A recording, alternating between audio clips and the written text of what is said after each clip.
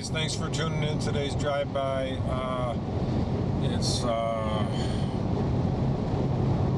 25th of March. It's 82 degrees. I'm in Southern Florida, going on the I-75 going northbound towards Sarasota, Florida. 12:16 in the afternoon. I hope everybody's healthy, wealthy, and wise. Today's video, I wanted to bring up a subject. This is on the latest James Bond movie that's coming up called The Spectre. They're going to be using a gun in there by Arsenal Arms. It's a AF2011. It's called the Dueller, Prismatic Dueller.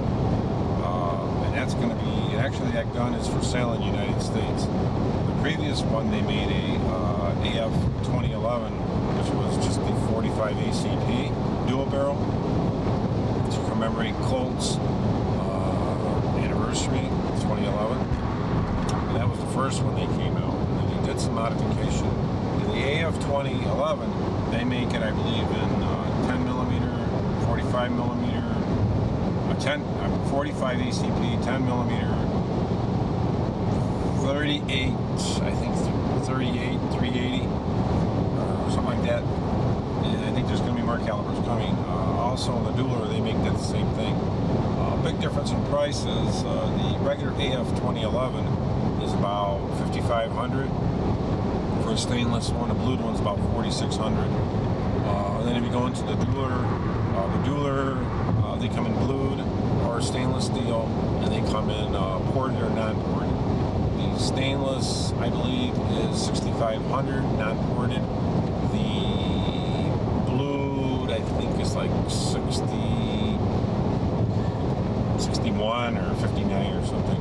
And then the ported stainless is about $7,400, and the black one, I think ported is the same price. The big difference between the Dueller that's coming out, the Prismatic Dueller, they use a totally different engineered slide. It's machined a lot different. They use longer, 1.5 inch longer barrel, and it's ported on each side on the barrel, the slide, and then the end of the barrel is ported too. So you're getting 3 ports, I believe, on each barrel, which adds to the controllability. It's heavy, but it's not as heavy as you think. A Desert Eagle weighs, I think, about 4 or 5 ounces less. No, 4 or 5 ounces less than a Dueller. About the same length overall. I think actually the Desert Eagle might be a little longer. They're pretty close to each other. And the Desert Eagle's heavy, so it's like shooting a Desert Eagle. Probably be a little bit more efficient with the muzzle braking, porting, and the way the slide is. It's stainless steel, and the way the slide is designed, it's probably going to actually cycle a lot smoother than a Desert Eagle. But they're coming out with that fantastic gun, and the dual prismatic. It's, I mean, if you can afford it, I mean, look how many people have guns in their safes they never use. 20 Glocks or 5 1911s. I mean, if you've got a bunch of guns that you're not using, get rid of them. Even get the dual barrel 45. I mean, it doesn't have to be the dual or the prismatic, but, in the long run, if you take care of it and put it away, it's going to be worth the money.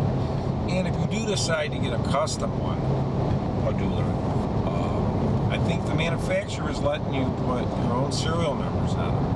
But I don't think putting your own serial numbers on them really adds to the collectability of a gun, because you want it the way the manufacturer built it.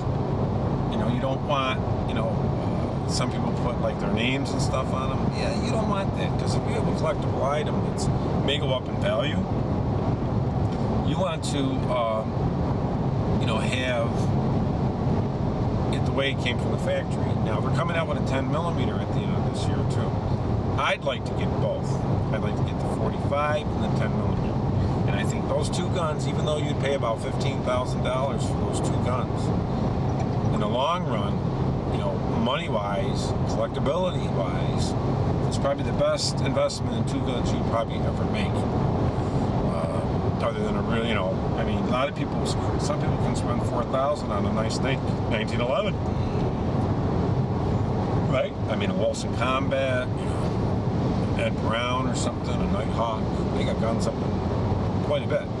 But, you know, I wanted to bring that up, and what I'll do is put a few pictures of the gun here so you guys can see it. And thanks a lot. Have a great day.